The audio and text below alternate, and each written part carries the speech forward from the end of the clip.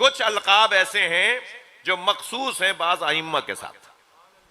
मसलन अमीरुल मोमिनीन अली मौला के अलावा किसी इमाम ने इजाजत नहीं दी कि हमें भी अमीरुल मोमिनीन बोलो। जब मौला अली के अलावा कोई और अमीरुल मोमिनीन नहीं है,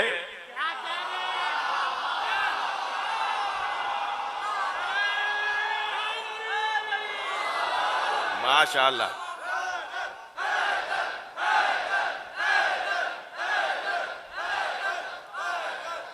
बुलंदतर सलवात।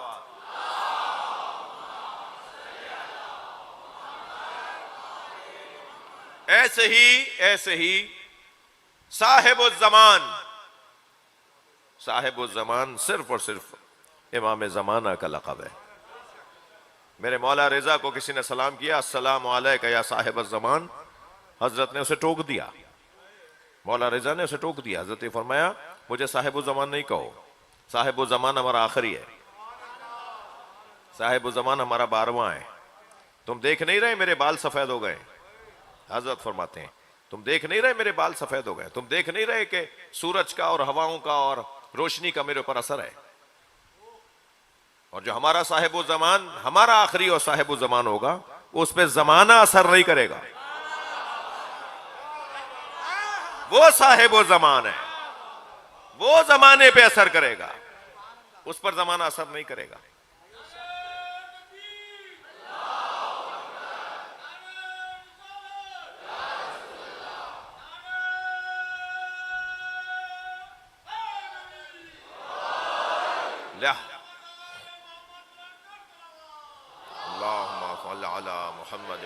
मोहम्मद। लिहाजा जब हजरत ज़ुहूर फरमाएंगे तो हजरत की उम्र 40 साल की होगी, यानी 40 साल पे रुकी हुई उम्र होगी। जो 40 साल की उम्र तक असरात होते हैं इंसान के बदन पे, वो असरात होंगे। और 40 का अदद भी शायद इस वजह से है कि नबी की बेसत की का सिन्नो साल भी 40 था, और 40 साल शायद इस वजह से हैं कि 40 का अदद तकमील का अदद है। 40 के अदद को तकमील का अदद कहा जाता है। वजीफे 40 दिन के करवाए जाते हैं। चिल्ले चिल्ले चिल्ले चिल्ले 40, चिल्ला यानी 40, ठीक है। और इंशाल्लाह भाग गया। अब क्या अर्ज करूं मैं आपसे मिलकर।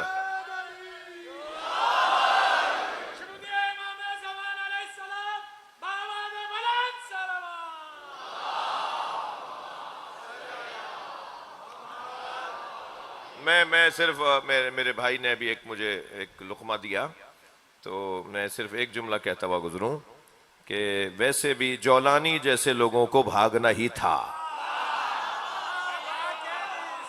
इनका काम ही भागना है, ये इनका ताल्लुक ही भागने से। तो सवाल तो उन पर उठेगा, सवाल तो उन पे उठेगा जिन्होंने इनके आने पे खुशियां मनाई थी। सवाल तो उन पर है। याद रहे, अमेरिका की दुश्मनी से न डरना, दोस्ती से डरना। यह है आयतुल्लाह खुमैनी का जुमला। उनकी मग़फ़िरत के लिए बुलंद सलवात।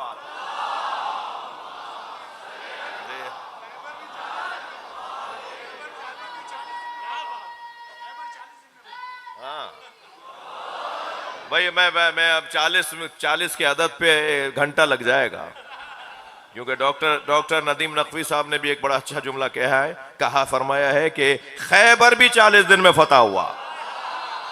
तो 40 का अदद हजरत जब ज़ुहूर फरमाएंगे तो 40 साल की उम्र होगी।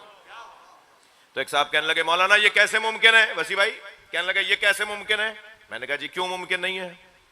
कहने या तो बोलिए 1150 साल या बोलिए 40 साल। तो मैंने कहा ये दोनों मुमकिन है। मैंने कहा आप फरमाइए कितने साल के हैं? तो बोलने वाले साहब जो थे वो 70 साल के थे। कहने लगे मैं 70 साल का हूं।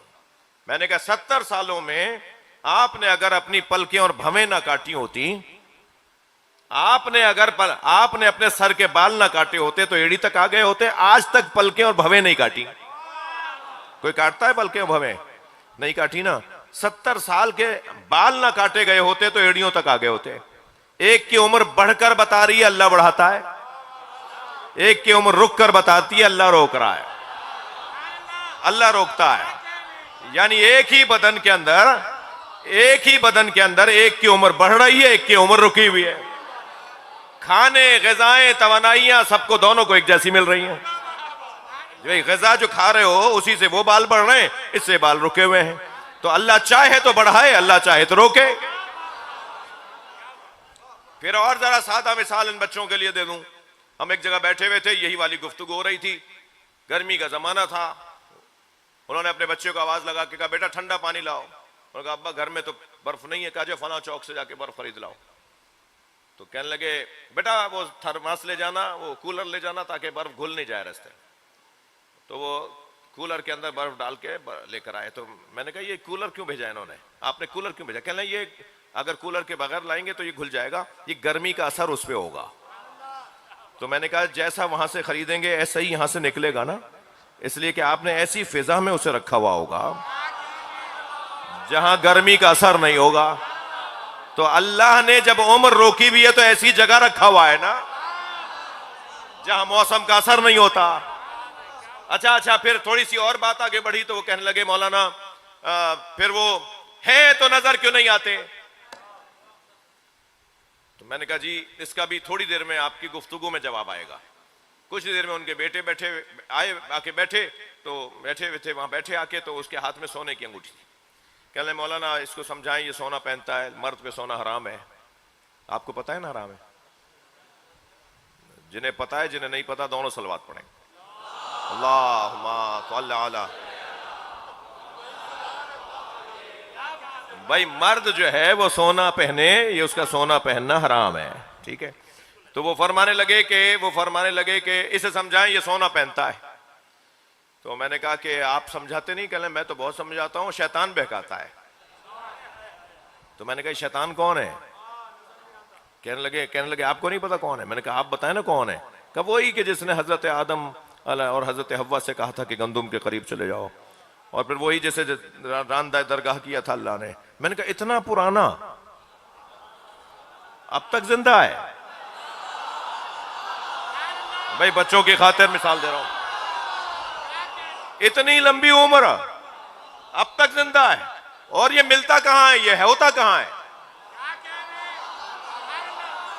कहने लगे, ये नजर नहीं आता। मैंने कहा, रहमान की ताकत को मानते नहीं हो और शैतान की ताकत को मानते हो। अगर बहकाने वाला इतना लंबी उम्र जी सकता है, अगर बहकाने वाला हो और नजर ना आए, तो क्या समझाने वाला इतनी लंबी उम्र नहीं जी सकता?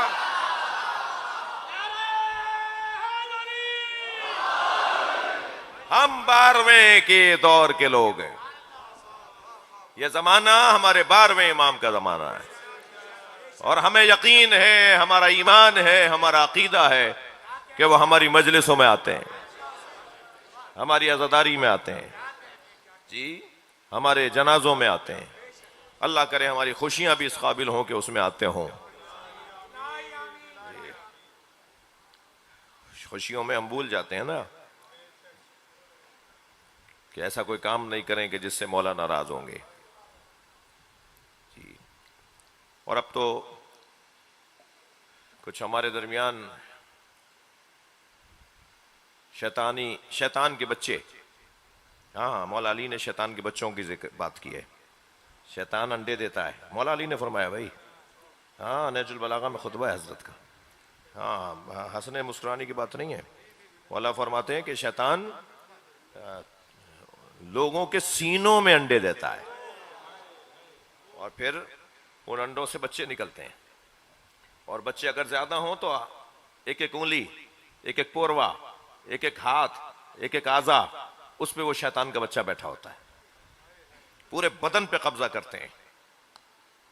आंख शैतान का बच्चा चला रहा होता है, कान शैतान, मौला अली के जुमले हैं भाई, कान शैतान का बच्चा चला रहा होता है, हाँ, पैर शैतान के बच्चे चला रहे, शिकम शैतान के बच्चे चला, पूरे बदन पे कंट्रोल हो जाता है जी।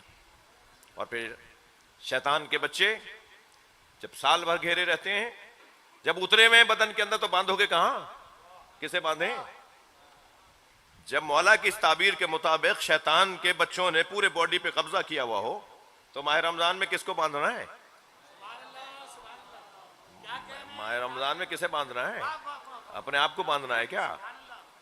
इस हद तक खतरनाक है ये वजूद जिसे शैतान कहते हैं।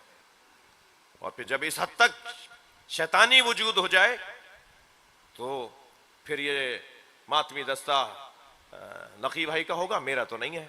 वो कहेंगे ये मेरा है, ये तो नकी भाई का नहीं है। फिर उनकी अंजुमन है, ये मेरी तो नहीं है। फिर उनका इमाम बारगाह, ये मेरा तो नहीं है जी। ये मेरा तेरा फिर इसमें शुरू हो जाएगा जी। यहाँ ये उनका पेड़ है, ये उनका जुलझना है, ये मेरा तो नहीं है जी। ये उनके घर से जुलूस निकला है, ये सारी मिसालें हैं ना। ये उनके इमाम बारगाह से जुलूस निकला है, मेरे यहां से तो नहीं निकला। ये जो भी आपसे गुफ्तगू करता नजर आ रहा हो, बच्चों आपसे बात कर रहा हूं जी, आपके हाथ में कल आना है, कल आज के बच्चों के हाथ में आना है। मैं आपसे बात कर रहा हूं, जो भी आपके कान में इस तरह की बात करता नजर आए, समझो शैतान से वाबस्ता है। इसका कोई ताल्लुक रहमानी ताकतों से नहीं है, इसका कोई ताल्लुक इमाम हुसैन के घराने से नहीं है। हां, हो सकता है खानदानी तौर पर वो कुछ राहो रस्म भी रखता हो। ऐसे लोगों की हौसला शिकनी कीजिए, ऐसे लोगों की मजम्मत कीजिए। कहीं आपको अगर ये आवाज आए तो उसे फौरन घूर के देखिए, जैसे आप किसी जाती दुश्मन को घूर के देखते हैं, इसलिए कि आपके जाती दुश्मन से ज्यादा खतरनाक। और फौरन उसे कहिए, क्या बात कर रहे हो, ये तुम ये क्या बात कर रहे हो? ये जुलूस किसी के भी इमाम बारगाह किसी के घर से भी निकला है, इमाम हुसैन का जिक्र हो रहा है। ये सब हमारा है, हम इनके हैं, हम सब मिलकर मौला के जिक्र की इबादत में मसरूफ हैं। मेरे अजीजों, मेरे बच्चों, जवानों, जब मजलिस में आओ ना तो कोशिश करो तहारत करके आओ, कोशिश करो वुजू करके आओ। घर से नहीं करके आए, इमाम बारगाहों के साथ मस्जिदें भी होती हैं, हर इमाम बारगाह के साथ मस्जिद है, पूरी दुनिया में हर इमाम बारगाह के साथ मस्जिद है, मस्जिद के साथ इमाम बारगाह है। वुजू करके फिर मजलिस में आओ, इसलिए क्या मालूम कि हमसे आगे जो बैठा है वो अल्लाह का कौन और कितना बड़ा वली हो। और क्या मालूम कि जब मजलिस के बाद हल्का मातम लगे तो हमारे साथ जो मातम कर रहा हो, क्या मालूम वो इमाम ज़माना हो। मैं बीवियों से भी कहूँगा जो इमाम बारगाह के अंदर तशरीफ़ फरमा है कि बाहर निकलते वक्त किसी को धक्का ना लग जाए। क्या मालूम कि वो बीवी आई हुई हों जो अपने बच्चे पे रोने वालों को बहुत अजीज रखती हैं। मर्दों से भी कह रहा हूँ, ख्याल रहे कि किसी को कोहनी ना चुभ जाए। इमाम सज्जाद आए हुए हैं, आइम्मा अहले बैत मजलिस में आते हैं।